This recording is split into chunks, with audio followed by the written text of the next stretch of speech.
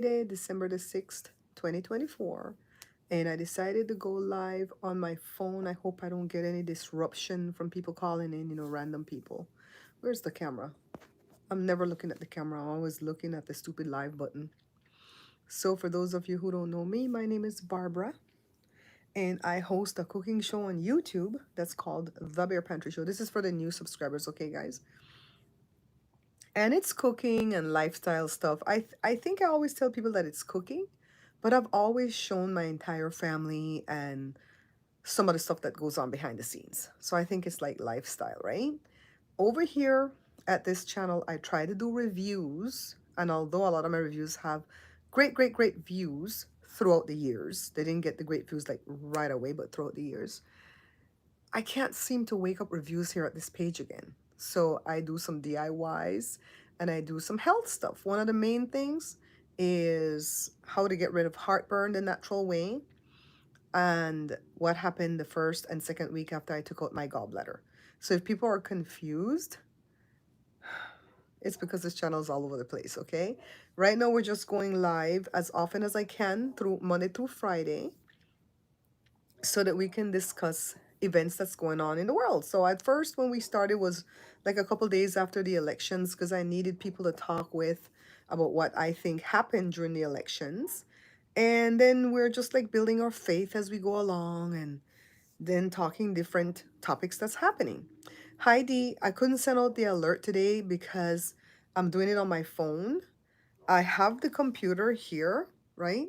But to hook up the camera to the computer and all this stuff, it's not gonna work because I'm gonna have to put it this, like over here where I'm not gonna get good lighting. It's just gonna have the backlighting from the window, and because the bed is up, the foot of the bed is all the way up so that I can have my legs up at an, well, it's the one leg, but both of them are up at an incline, because I'm very serious about making this leg be 100% better. I'm tired of every time I get up to do anything for any length of time, even if it's like 20 minutes here, 20 minutes there. Oh my God, go away. Done with the guys. Okay. Jada just texted me. Let me text her from the other phone to tell her, okay. Okay. Let's see where the text is on this. Hi, Simply Smarter. How are you doing? Okay, where the hell is Jada? I don't want to call her though. Shoot, I hope this doesn't call her. Okay, boo. If she sees that I texted her from this Bear Pantry Show phone, she's gonna know that I'm live on this phone. So I put a bunch of names in the topic, but I really want to talk. How everybody doing everywhere? And anyways, how everybody doing? Sarita, did you come in yet? It is what it is. I'm gonna take these glasses off in a little while. I just wanted to read something off of the computer to you guys first, and I need the glasses to be able to read it. So this is the timeline of that woman, Hana Kobayashi. And Kobayashi is a Japanese last name, so maybe that's why her dad looks Asian, and then auntie name, they look like, regular white Americans. So CNN has put together a timeline of this girl. And when I did my mukbang, my mukbang comes out at 4. So we're going to end this promptly at 4 so we could go over there to the premiere of the mukbang, all right? And this battery is dying on this laptop right now. I might give it to Joshua in a little while to go put it to charge so that I can be ready for the mukbang. So on November the 8th, Hana Kobayashi, she's 30 years old, by the way, flies from Maui to Los Angeles International Airport with plans to fly to New York City. So it was a layover, right? She was traveling on the same itinerary as her ex-boyfriend with both initially planning to take a flight to John F. Kennedy International Airport. That's in New York. The ex-boyfriend, unlike Kobayashi, I'm going to say Hana, because I don't like how they use people's last name when they're writing stories, because I'm like, who? I guess maybe if the next person has the same name. The ex-boyfriend, unlike Hana, boards his connecting flight. He didn't play. Surveillance cameras show Hana leaving the plane wearing a black hooded sweatshirt and tie-dyed leggings. All right, that's November the 8th. November the 9th, Hannah is seen at Tashen, I might be saying it wrong, bookstore in the Grove Shopping Center in Los Angeles. That same day, she makes Venmo transactions to two unidentified individuals. Now, the Grove is nowhere near the airport. It's a good 25-30 minute Uber ride. So she had to take an Uber or something to get over to the Grove, okay? And it's not really in LA. It's LA County and stuff, but it's more like closer to Hollywood and WeHo, West Hollywood. On November the 10th, a YouTube video surfaces showing Hannah at the LeBron trial event at the Nike store in the Grove. She went to the Grove the 9th and she went to the Grove again the 10th. Where's she getting this money from to travel back and forth, right? She shares a photo from this event on her Instagram account. On November the 11th, that's a Monday, Veterans Day. I know that day very well because that's the day that I took my spill, right? Okay. This was the last day anyone was in contact with Hannah. She texts her mother, so the mother's alive, telling her that she hasn't reached New York. She also sends alarming messages to a friend saying, "Deep hackers wiped my identity, stole all of my funds, and have had me on a mind F," and they put they bleep out the word, but she said the whole bad word, "since Friday." Let's read that again. "Deep hackers wiped my identity, stole all of my funds, and have had me on a mind F since Friday." That's Monday she wrote that, remember?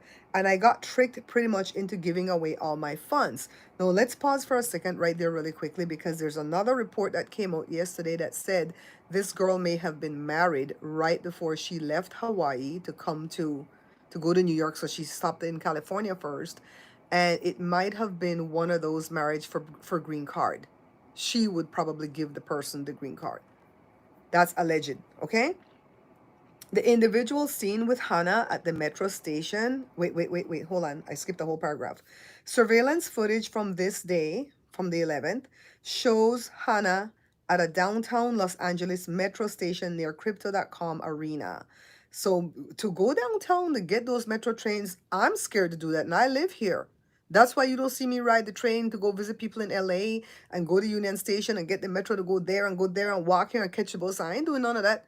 As much as I like to go to the beach, I'd rather go to the beach one time for the year if that's all I can afford than to try to catch the train and go down. Oh my God, no. So she brave. Accompanied by an unidentified person. Her family says she does not appear to be in good condition. The individual seen with Hannah at the metro station was cooperative in the investigation and was interviewed with his attorney present. LAPD Chief Jim McDonnell said during a news conference on December the 2nd, Hannah and the individual met at LAX. McDonnell added. So she met some random dude at LAX and was off and about with him.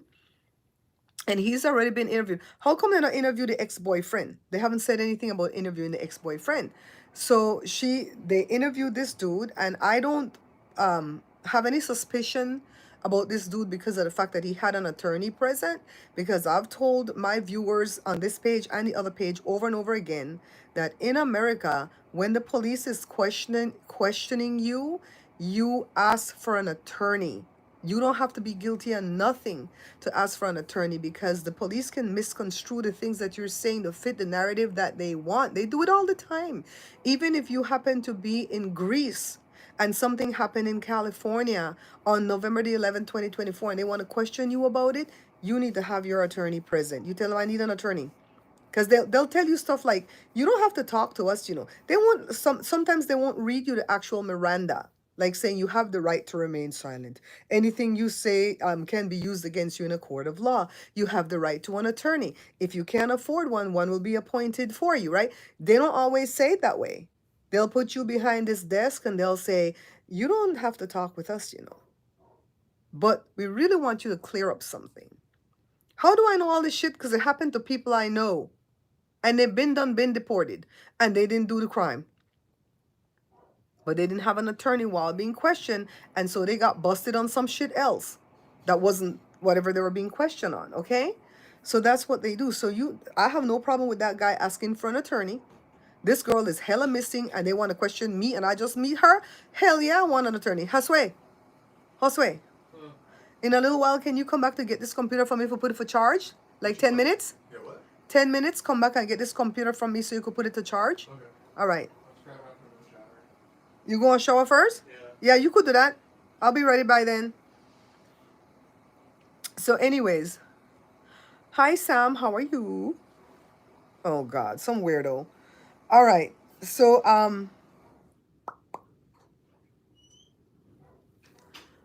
let's see how we could take care of him.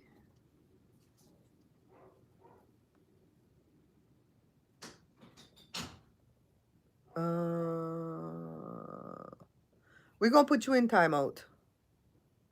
And we're gonna put him in timeout for 24 hours. We don't got time for deal with Sam for him out of us, okay? We don't have no moderators in here today. We ain't got no time for this. All right, so the guy was cooperative with his lawyer. Police also said that Hannah checked her luggage through to New York but requested the bags to be sent back to LAX. So she didn't really miss her flight. She got off that flight from Hawaii down there in LAX, checked her bags and everything to make her connection. And the boyfriend, ex-boyfriend, gone to New York, and she sent the bags but didn't go. What the hell this girl doing, right? So she asked for the bags to be sent back, and they were sent back. On this day, Hannah was seen retrieving her luggage at a baggage carousel at LAX before traveling to Union Station to buy a bus ticket. This is the 11th still, to go to San Isidro, an area of San Diego close to the Mexico border, the U.S.-Mexico border. So anybody that comes in through Mexico, from Belize, Mexico, whatever, you guys know you have to come in through San Isidro, right? If you're coming through TJ. So that's where she went. November the 12th, Hannah crosses the U.S. border into Mexico on foot. All right? She was alone with her luggage and appeared unharmed. McDonald, that's the police commissioner, remember, said on December the 2nd.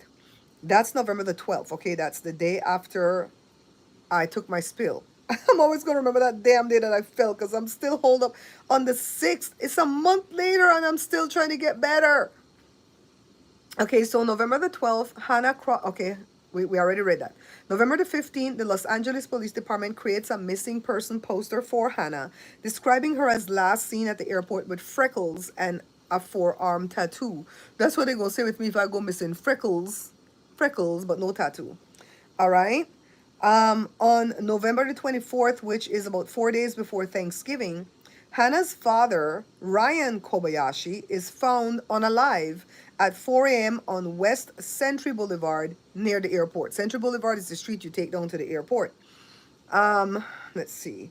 The Los Angeles County Medical Examiner's Office rules his death as self-delete. I don't think he self-deleted after 13 days of searching for his daughter. I think there's foul play here.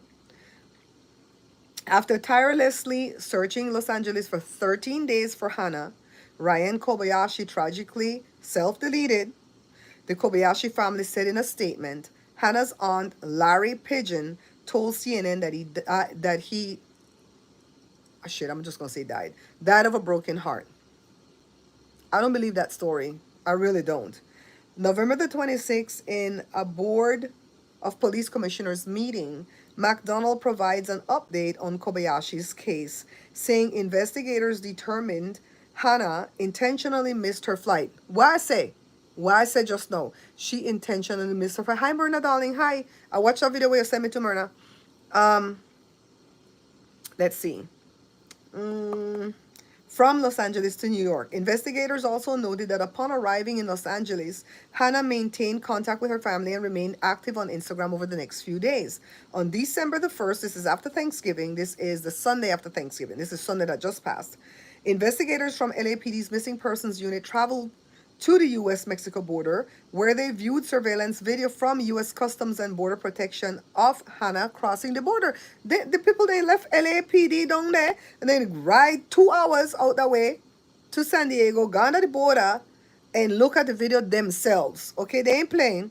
December the 2nd, which is Monday, today is Friday, so Monday of this week, police announced that they have classified Hannah as a voluntary missing person and say the investigation will not continue into Mexico. So the family mad. And I guess I can understand the family up to a point. But I swear I feel like this girl is playing games.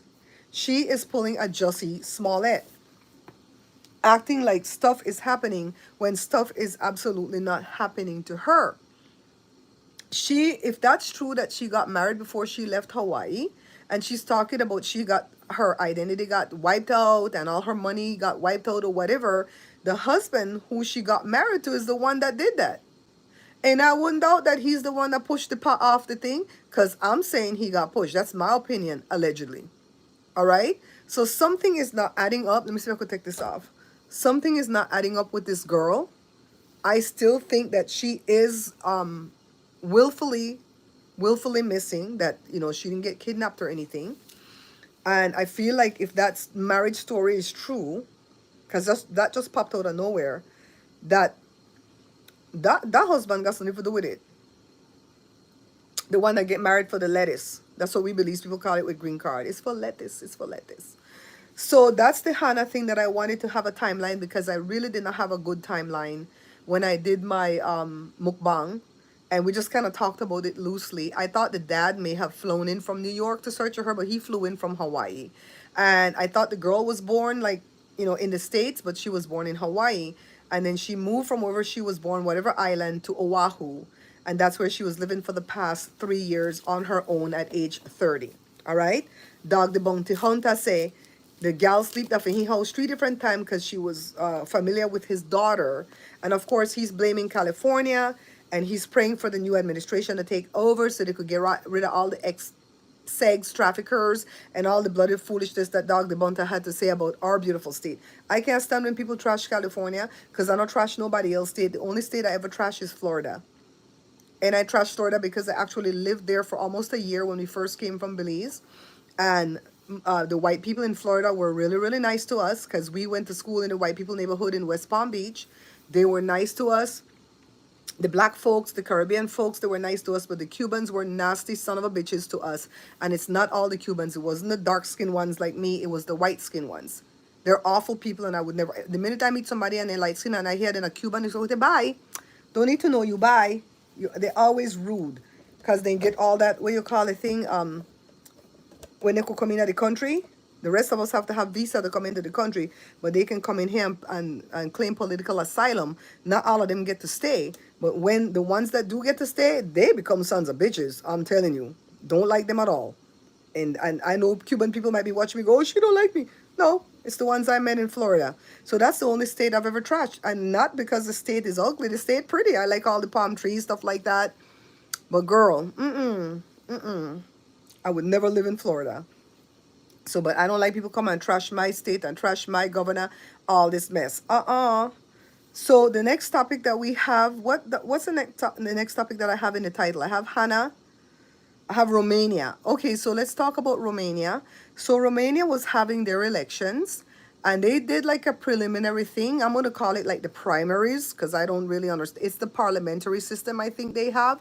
And I've been away from Belize too long to understand the parliamentary system anymore. I only understand the system that's here in America. So they did their thing. And this lady that was polling high, that was supposed to win, didn't get a lot of the votes. It's some Putin puppet that was polling at 3% that got the majority of the votes. So they were supposed to have the real election, or I don't want to say real election, because I think the first one was the primary. Hi, Sar. Hi, Sar. You're late, but you're here. So I already went through the Hannah thing if you want to see the timeline, because we have to keep up with this story, right? No, you don't miss it yet. It's going to be 4 o'clock my time, so in the next 45 minutes. Yeah, so Romania was going to do the actual election on the 8th, which is Saturday, I think? Saturday? No, today, Friday, the 6th. The Sunday? Oh, shit. They were going to do it on a Sunday. Damn. So they were going to do it on the 8th, and they decided to cancel it indefinitely. So whoever's running Romania right now is going to continue running Romania, which it seems like they have a decent person running it, because they would rather that person continue to run it than for them to do this election with Starlink and Elon Musk F it around, because they found fraud. They found fraud in the elections. If Romania could find fraud in the election, why can't America find fraud in the election? Georgia, the protest like crazy.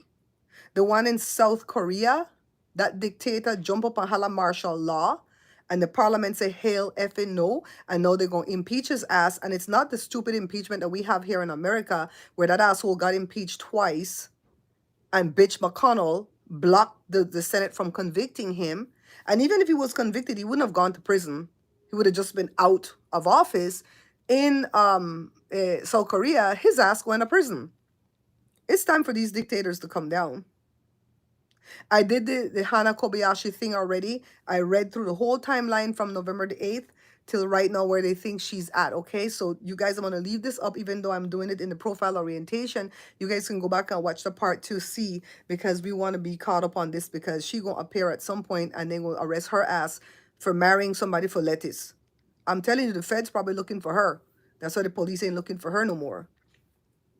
So so Romania has canceled their election. To me, that's a good sign. That's a good sign because all this stuff has a connection to America.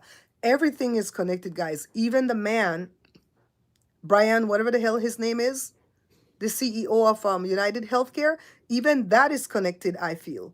It's all connected in the grand scheme of things, all right? And I spent a lot of the afternoon yesterday and a lot of the morning this morning because people have been sending me things from TikTok and I don't even watch the videos anymore with them talking about that man's assassination. I just sit there and read the comments. My God, my eye, see this eye look tired? This is the eye that always gets tired. I read all those comments and let me tell you, them people were merciless. They were merciless. They trashed that man. They don't care.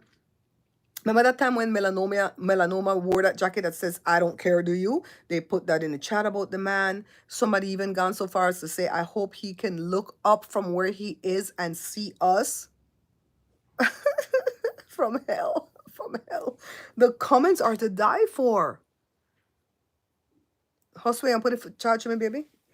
I want it. I have to go back and get it 4 o'clock for when I do my thing, but they almost dead. Okay. I don't like to do my my preview from the phone because I can't type as fast as the computer. Yeah. They said their prayers are out of network. Oh my God, Jesus Christ! They said that his claim was denied. His claim was denied. Then they said that nobody saw nothing because United Healthcare doesn't cover vision. And oh my God, these people are so innovative with the shit that they say. So apparently United Healthcare or the company or whatever posted about his death on Facebook and the thing got so many happy laughing emojis that they said they had to take it down. But somebody said it wasn't taken down, that after that 20,000 laughing emoji, it has 32,000 laughing emoji. People are just laughing. There's no sympathy. No sympathy. But you know what, guys? I can't say nothing because I'm kind of like that, like those petty people. Like if you F with me too long and you're causing me distress in my life, I'm not gonna do nothing to harm you. I'm not even gonna put your business in the street. I'm do my best not to have to curse you out. I did curse out one person, remember? And because when I disconnect from people, I just disconnect. I never have a fight when I'm disconnecting from people. If I see that a friendship is not serving me well and it's causing me more distress than joy, I just quietly walk away. And that's when you know I'm done. I'm done. Just quietly walk away. Just I don't cause no confusion. I don't go back and talk about the person. I don't go spread rumors. I don't go tell the secrets they told me. I just walk the F away. But people don't like you to just walk away. You know, some of them will come back and cause you distress and torture you.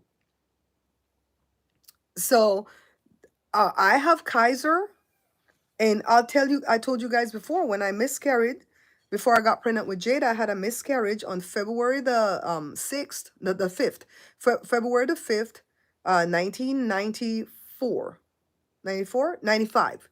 February the 5th, 1995, I had a miscarriage. I had gotten pregnant like right after Thanksgiving. The baby was 10 weeks along, and I don't know why it is that Kaiser did not want to do the DNC. When I went in there and they gave me, that's the first time I went in to see the doctor at 9 weeks along. And they said, how far along are you supposed to be? And I said 9 weeks. And they're like, this baby looks more like 6 weeks. They saw the baby. And I'm like, no, that doesn't add up, you know? And then they're like, okay, let's do some tests. We're going to take your HCG hormone levels and we're going to test it every day. I said, say if I went in like on a Tuesday, they're going to test it every day, Wednesday, Thursday, Friday, Saturday, just like that, right? And so they started to test it. And every day that I went in, it dropped substantially. So they know that the pregnancy wasn't viable because if it was, the HCG hormone would have doubled every day. And it was a little Russian nurse that had to tell me they think you're having a miscarriage. And so by the time I went back to see the doctor Friday, no, this might have started earlier. It probably started like the Friday before, and they test. I had to go over the weekend. Friday, Saturday, Sunday, Monday, Tuesday. I went 5 days. I went for those tests. They draw my blood and they look for the HCG hormone. So by the Tuesday, I told the doctor, I said, well, if it's not viable, can you go ahead and give me the DNC? Let's get it over with, right? And then he says, no, you have to actually miscarry first. We can't just go in there and dig that baby out of there. I'm like, what? But it's going to kill me. I'm bleeding out. By this time, I'm bleeding out heavy.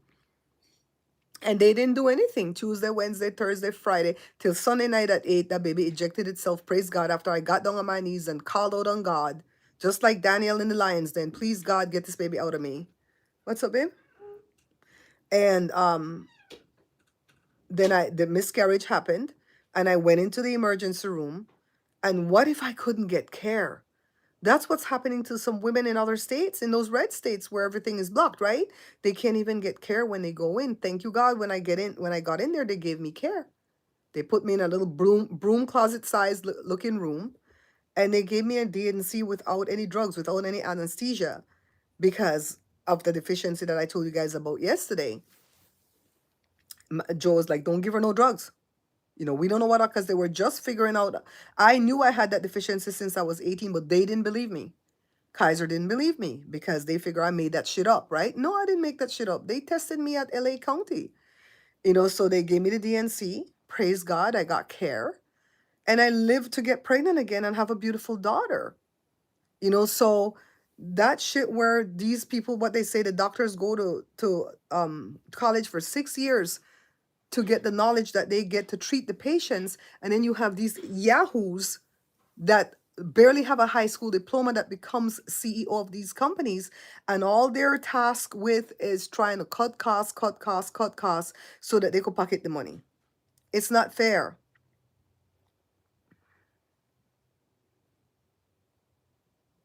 They didn't make me take no pill. They didn't make me take no pill. They knew that baby was dead. I had to take that dead baby in there. It fits right in the palm of your hand, and it looks like a little seahorse looking monster thingy. So I'm like, girl. Back then we didn't have iPhones and shit, so we didn't take no pictures, but I probably should have taken a damn picture. So I'm glad that Kaiser doesn't turn down a lot of the treatment, but I do feel like they still turn it down to a degree, because I went in there 3 years suffering with my gallbladder before they said, let's test for the gallbladder. But the minute the test came back saying my gallbladder was operating at 21%, they're like, I sent you over to surgery. And they did that damn surgery. Praise God. I saw one lady that morning couldn't pay for whatever portion she needed to pay for her surgery for the gallbladder removal, and she went back home without getting the surgery the same morning I got my surgery. Thank God I have Medi-Cal. Medi-Cal, in case you don't know, is Medicaid. In California, we're just special, and they call it Medi-Cal for California, okay? Yeah. Sarita, I can't put the thing on the screen because I'm using YouTube. I'm not using StreamYard to do the stream today, so I'm still lost when I'm using YouTube. So we covered Kobayashi, we covered Romania, right? The country of Georgia, they had election fraud also, and they are protesting in the streets. These countries in Europe are not playing. What the hell is happening in America? I still have to believe they're working behind the scenes. Guys, I'm not going to be in a good mood. I'm going to be really pissed if that effing man gets inaugurated and later on you hear Biden and them talk, well, we may know, but we never want to cause no discord in America. We never want America look with eggplant for we face or know that for we elections got hacked. So what? So what? That's like blaming a victim because they got punched in the face, blaming a woman because they got punched in the face by a husband. It's not the woman's fault. You need to tell, right? I saw the thing about the anesthesia guideline too, girl. That she next. That's what the people that says she next. It's like, how the hell she want to decide how much anesthesia somebody need? When I went in to remove my gallbladder, they told me that they're going to give me enough anesthesia for an hour, right? And then the doctor told me, this is what the doctor told me. If I wake you up after 1 hour because you have pseudocholinesterase deficiency, right? We're not going to give you succinylcholine, which is what I prefer to give you, because we already know your ass ain't going to wake up. We're going to have to intubate you and do all kind of friggin' measures to try to make sure you don't friggin' die. Flush your body with the IV, just like what they was doing when I was 18. So we're going to give you another drug, right? We're going to give you rocuronium. This is a new one that just came up in the past 15 years that we don't like to use. That's what he said. We don't like to use it for anesthesia if we don't have to, because it's rough on the body. It's rough on the organs. It doesn't assimilate into your bloodstream the way the other medication will assimilate, because the other medication is closer to what your body already makes. But we're going to put you out for 1 hour. So he probably told the insurance company, I need 1 hour worth of anesthesia, right? And he goes, and if I wake you up and I see that you're still paralyzed, because I won't be able to breathe on my own, I'll be on the machine. Matter of fact, we're going to intubate you before the surgery starts, because we don't want to F around and find out. That's what the doctor told me. I had a really good surgeon and an anesthesiologist, right? He goes, we're going to intubate you going in. And if we wake you up and you're still paralyzed, so wake me up mean what? Wake me up from the anesthesia. So stop the drip from the anesthesia, right? We wake you up and you're still paralyzed. We're going to put you back under. And we'll put you back under for 10 hours if we have to. But we'll come and try to wake you up every couple of hours to see if that paralytic has worn off. That shit was scary going into that. Hi, Jazz. For a storm? Oh, shit. A storm's coming? Okay, we have to pray for Jazz and them. Yeah. So the surgeon was like, we're gonna have to put you under. So what happened? They may have tried charge me for the rest of that if they had to put me under. Praise God that whatever they gave me worked. And in an hour when they woke me up, I woke the hell up and I wasn't paralyzed. If they had given me succinylcholine, they would have had to paralyze me some more. They would have had to put me under some more. So this shit is serious what these people are doing to people out there. And like I told you, Kaiser, I'm pleased with them, but you have to watch them too, because if something happens to your loved one, you can't get no money out of them. It's arbitration. You won't get peanuts out of them if the doctor F up. So you have to question everything. The doctor told me I should be riding the bike for this knee, right? Well, I went out there and I rode too far and I think it was making it worse. So I'm not blaming her. I think she's correct, but I think I should only ride like maybe a mile. And I'm riding 6 miles, 3 miles out and 3 miles back, because when I tell Joe we get to 1.5 miles, because we're getting out of our city limits, and I said, can we turn back? I'm not in pain or anything, but I think I'm overdoing it. And he goes, what? We just burn all this gas to come over here to start the ride and we have to turn back? My God, this is stupid. And I'm like, okay, so you could go to the gym, but that's not stupid. So I stay in this bed and I put the damn foot of the bed up. The bed, it's motorized. And I sit in here and I pedal. I'm pedaling in the air all day. And I'm compressing, I'm icing, and I just stay right in here elevated. If them burn the house down, too bad, so sad. Yeah, the highest paid doctor we have always known, because I have this deficiency. So I look into anesthesiologists because I have this deficiency, because they're the one that deals with this. And the highest paid doctor is the anesthesiologist. Why? Because they take life and limb in hand. They're the ones that can actually kill you. They can give you too much of that thing, and the surgeon didn't even touch you it, and you could die. The anesthesiologist ain't no joke, girl. If you want to be a doctor, I've always told people, don't be a pediatrician. You're just going to have kids puke on you all effing day. Go be an anesthesiologist, because they make a lot of money, because they're the ones that risking everything to put you under. When I went under when I was 18, the person who took care of me was a lady named Stella. And when I didn't wake up, Stella wasn't there. That bitch went home. It was a John that was there saying, no, Stella, let me take her place. She had to go home for some emergency, yada, yada, yada. And they were questioning themselves. Did you give her too much? I heard everything they were questioning. The doctors were scampering, like, what the fuck? What did we do to this girl? Did you give her too much anesthesia? And he's like, no, I gave her the appropriate amount for her weight and for this and for the length of time, yada, yada, yada, yada. And I was like, oh my God, this bitch Stella done killed me. I'm in there hearing everything. When they poke me, I hurt. You know what I mean? And so they take everything, they take all the risks, the anesthesiologist. That's why they make. Stella ass went home. Stella ass went home. All right? Then the next day, Stella gonna come and bring me some lemon off of mother effing tree. When my mom and dad, they over there to rail up like hell. And I didn't have to go to county. I didn't have to go to county for that surgery because my dad had good insurance through the phone company. It was Pacific Bell. Later on, AT&T took over Pacific Bell, right? He had good insurance, but my mom didn't know of any private doctors that she could trust. So she says, I can trust County General because she had heard good word from out of the hospital because she had a lot of Belizean friends that worked there. And they're like, no, girl, this is a good top class hospital. Bring your daughter here. So it was county, but we still had to pay, right? We didn't go there for free. And when you used to go to county, they would, for a visit, they would bill you for $252, but you only had to pay $20 out of it. Because, you sure I ain't got no money.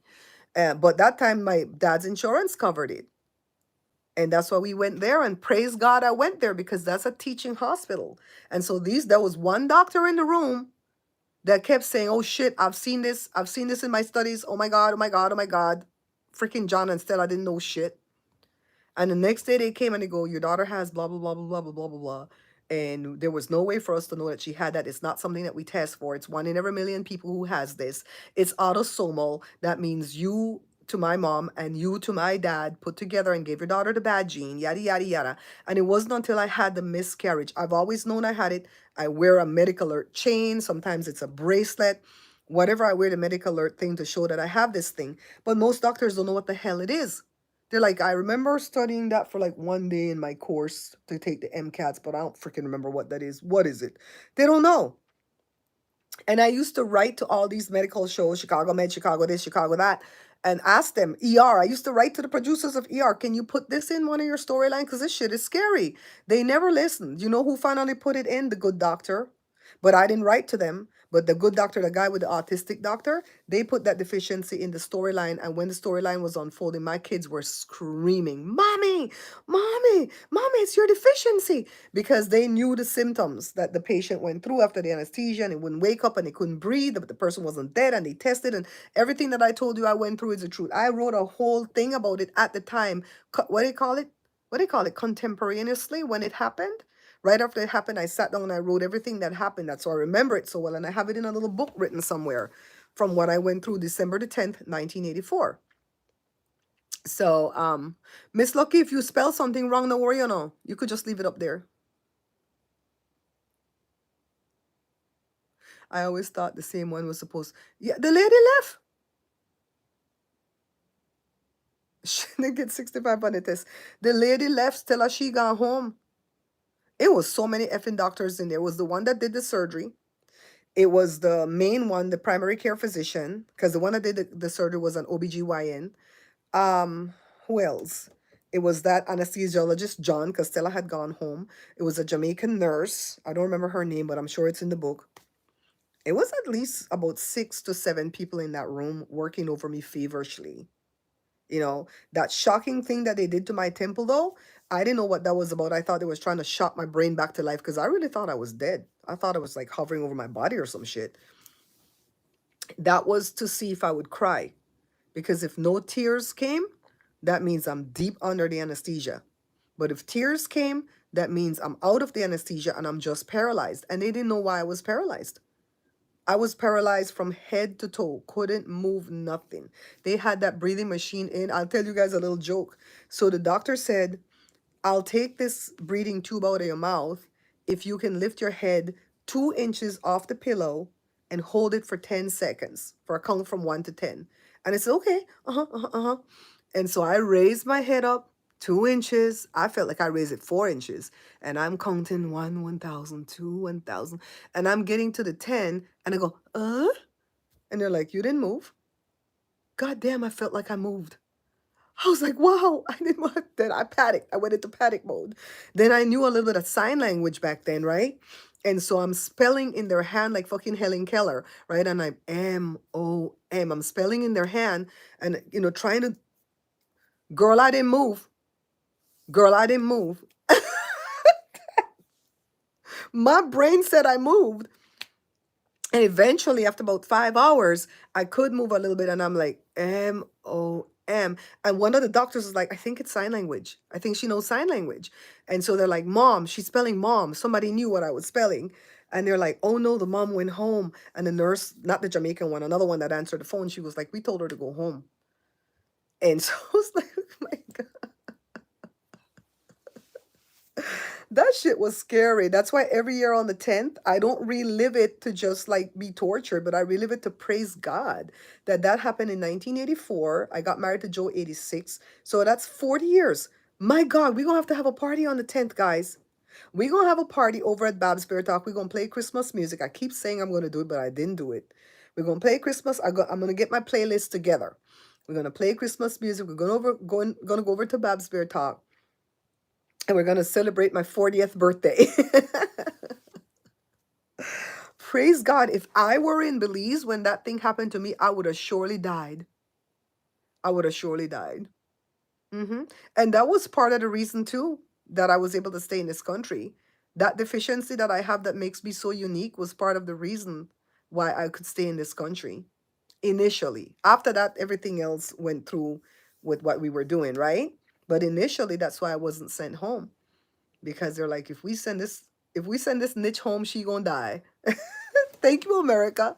Thank you, America. Thank you. What do you think I love America so much? If I were in Belize, I would have been done dead. And where did this deficiency come from for me? For me, the person who was born with it? It came from my ancestors who worked in the coal mines. You know, I have a lot of Scottish in me, right? You know, I'm 65% European, and my ancestors worked in the coal mine over there in Scotland, and they had malathion in the coal mines. I'm sure they had it here too, in the American coal mines. And that shit got into their system and wiped out that enzyme. And so those ancestors didn't have no enzyme to give. And so it got passed down autosomally. My mom is lacking. My mom gave me one bad gene. My dad gave me one bad gene. If my mom were alive, she would cuss my ass out. She said, I give you no damn bad gene. Your dad gave you all that shit. And it goes, it's that inbreeding over there. I have a joke to tell you guys. Let's look at it. Okay, we have time. So my grandpa, my dad's mom, shit, my dad's dad, Mr. John McNabb, right? So he's Scottish. Well, he was born in Roatan. We say Rotunda, but they say Roatan. But his parents was from Scotland. They were traveling and they gave birth to him over there. And so he got married to either his first or second cousin, right? And that's the grandmother to the cousin that I have up there in Canada, the one that I met through doing ancestries. That's her biological grandmother.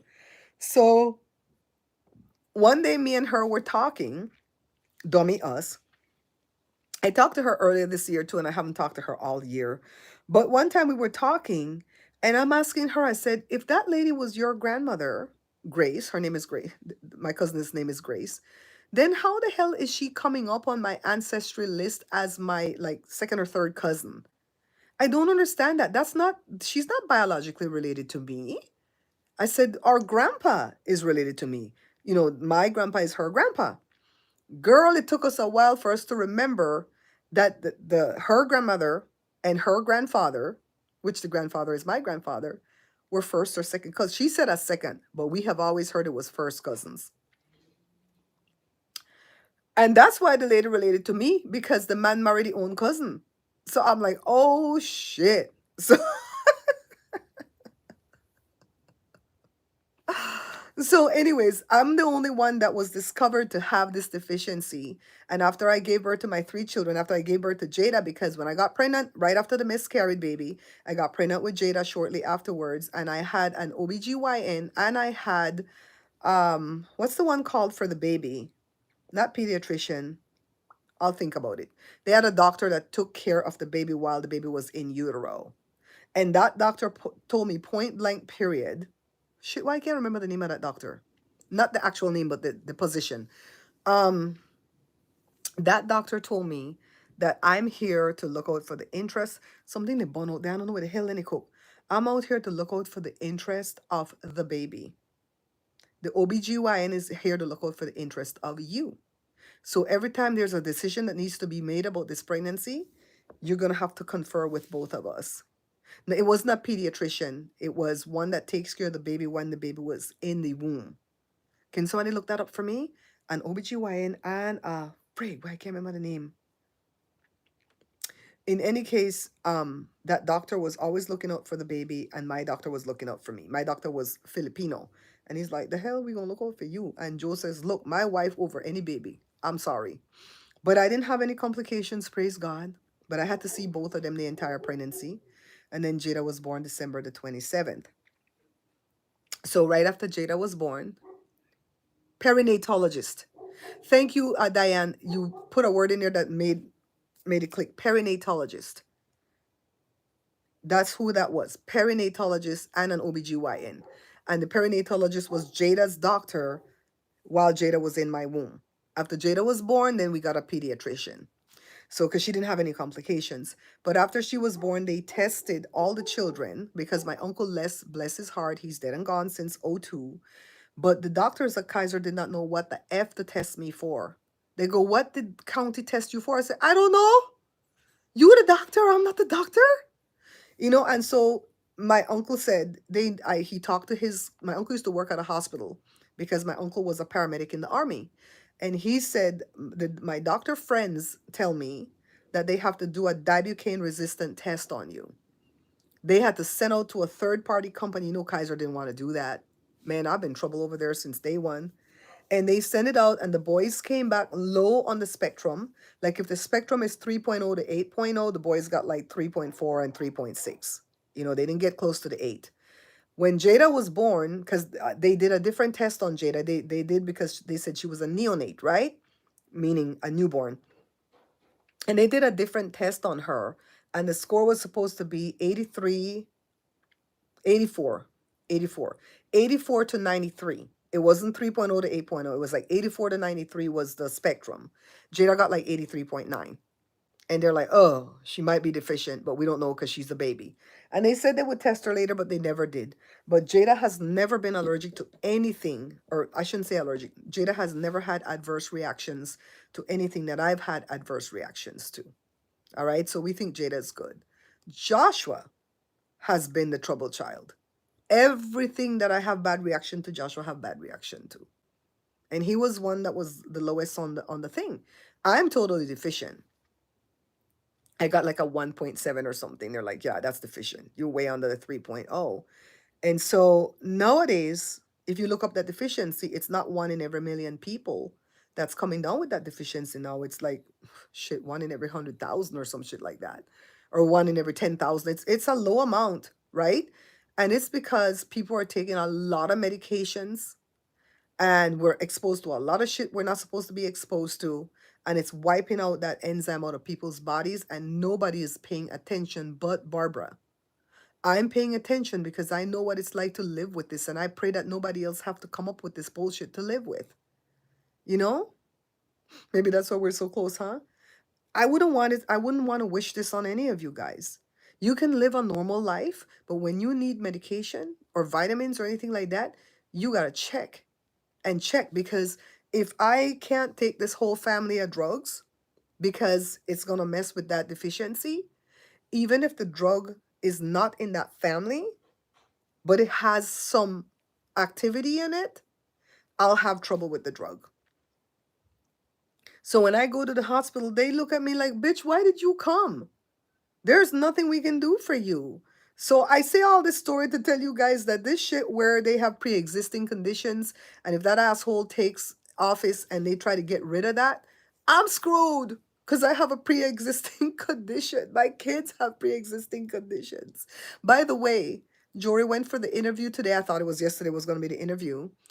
He came here first, like around 11:30, and he stayed with me till about he came earlier than that. He came like 11:15 and he stayed till about 12. And then he went for 12:35 for the appointment. And the principal of the school he's trying to get hired at was a part of the group the duo that interviewed him. And one was a white lady from the district. And Jory said she was nicer than the other white lady that interviewed him for that last position when that principal hugged him goodbye and tell him, "Oh my God, it's so great to see you." And the whole time she knows she wants to hire the aide that's at her school. Like I told you guys, Jory said, "That's okay, Mom, if they want to hire the aide that's at the school." because my principal at my school would quickly hire me if there was an opening and I got interviewed.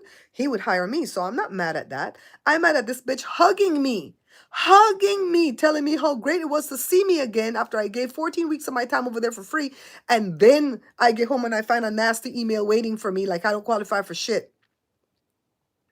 So the principal that interviewed Jory, the person at the school, I don't want to say who, that uh, told Jory to apply for the job, the person where Jory teaches right now as a teacher's aide, that person says, I know the principal. So Jory says, what does that mean? And he goes, he's a personal friend of mine.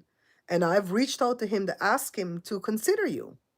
And so he's known since way before the Thanksgiving holiday that he has this interview for the 6th. It went quickly, it was about a half-hour interview.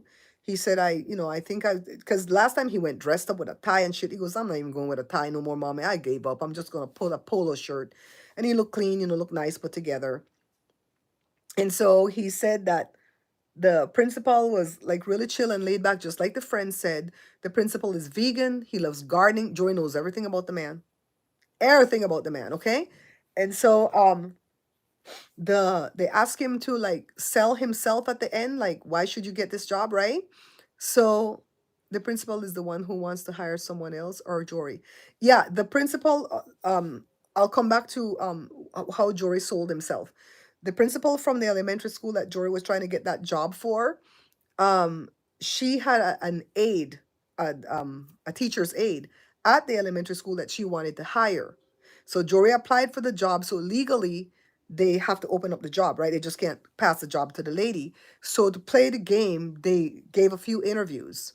And the principal that's has the position open is always a part of the interviewing team. Sometimes there's 3 people, sometimes there's 2 people, sometimes there's more than one principal that is interviewing, especially if it's the same job open at different schools, and they'll say, hey, I want him over here.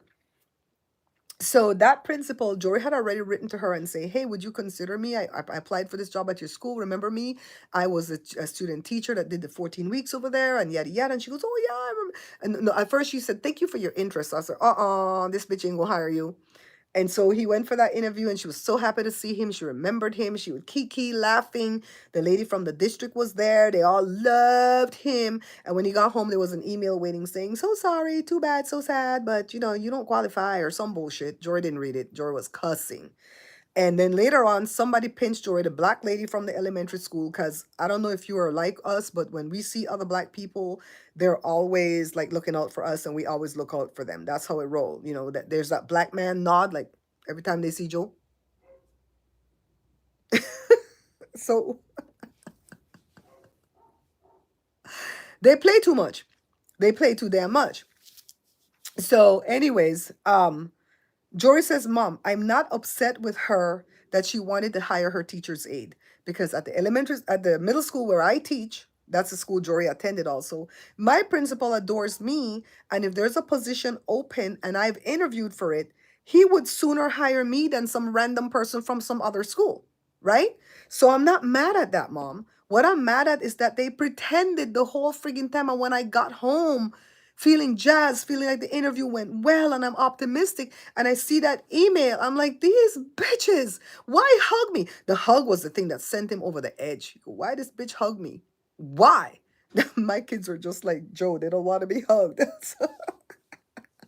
I don't like to be hugged by strangers because I don't want their cologne or perfume or the soap that they bathe with or whatever's on them to be left on me as a smell, because if I'm out in public, I can't go shower to wash it off, and I'm very, very sensitive to smells. Like it'll F up my entire day. I have a deodorant that I love the smell of that I keep in my bag, not to use, but just to sniff it. Like if I'm out in public and something stinks, I can sniff that and I can get back my zen to where I'm at. Them Karen pretend they do. So this principal this time around is a man, so Jory feels like he stands a better chance. Um, the lady, I don't want to say who it is, if it's a teacher or whatever. The lady at the school says he's a personal friend of mine, Jory. So at the end, they asked Jory to sell himself, and he says, I know on paper it looks like I'm a fresh, brand new teacher, but I'm actually not. I started out at kinder care, and some of those children that were at kinder care as babies in diapers are now in the middle school with me. I know the students in this district. I've been a teacher's aide in the district for 13 years. I taught in the after school program. My daughter, which is Mabel, goes to this district. I'm a product of this district because that shouldn't matter. My kids went to school in Fontana the whole time. I'm a product of this district, and I feel like I can give back something to this district. And he says they drop their jaws. So let's see, guys. Let's see. They said they have to interview a few more people. I don't think that's how it works. I think if that principal knows he wants Jory, they'll close that interview shit so fast. They might interview one more person and close it. See, just I love Miss Lucky. That's why he wanted Coach Waltz to get in, because he's like, man, these people are going to change education for the better. I owe all this money to get my master's to be a teacher to teach these damn kids. I know they're going to F up and put this orange piece of shit. I said, he not getting in. My kids are so wonderful because they're with me with that. He not getting in, mommy. He not getting in. All day, that's what they say. He not getting in. So we have like 4 minutes left. I'm gonna keep you guys up to date on that. He did apply for two more jobs with the district, but he did not get invited to an interview on those two jobs, but he did not get denied either. And I told him maybe God is gonna grant you this job, and so you don't have to worry about getting an interview for those two jobs. But just in case this one falls through, he did apply for two more jobs in the district, and we're waiting to hear if he'll have interviews on those. If he doesn't hear back about this job yet, he will go on those interviews if they offer him the interview. So stay tuned, because poor Nisa can't pray for Jory no more, because we have to pray for Nisa. But I wanted to tell you something that this is totally my intuition. This is just me thinking in my own brain. Don't come for me like my friend came for me and go, all the shit is being debunked. You know what I'm gonna do when he contacts me after the hammer is dropped and he goes, oh shit. He's never gonna come back and go, oh shit, you were right. He's gonna come back and say, hey, so you see what's going on in the news? And I'm going to wait for him, and I'm going to send him the evidence about Fort and Forte. Remember, we had that argument? It's not fucking Forte, it's Fort. Forte is for music. And we had that argument, and I showed him definitive proof, and he didn't want to see it. I'm going to send him that proof and go, I was right about this too, because I'm a petty bitch. And so, oh, Joe and Mika from MSNBC, Joe had a whole meltdown. Go to TikTok and watch all those videos. But I wanted to tell you really, really quick. You have a good feeling? Okay, okay, okay. Okay. Prayers for Nisa. I feel like when the doctors went and saw Trump, when that man from NATO went to visit him back when, 2, 3 weeks ago, I feel like they gave him a diagnosis that was dire. I don't think it's the big C, and it's not the Rona's, the other big C. I really think it's his heart. And they probably told him something like, nigga, your heart is operating at 10%. And you don't even qualify for a life vest, because I think it has to be 30% and above for a life vest. And so basically, you don't got much time left. How much time do I have? Like 3 to 6 months. And so, of course, he's going to hear the 6 months, just like we heard the 6 months from my mom. We didn't hear the 3 months.